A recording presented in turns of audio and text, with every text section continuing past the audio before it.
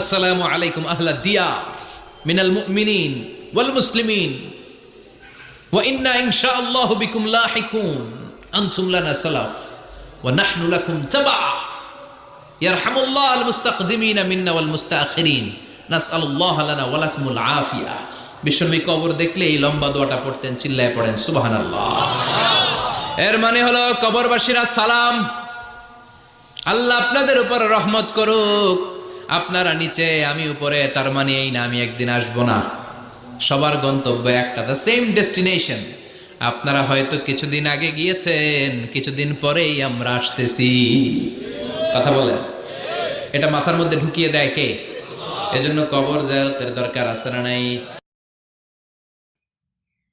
Thanks for watching the video. নতুন নতুন video পেতে চ্যানেলটি সাবস্ক্রাইব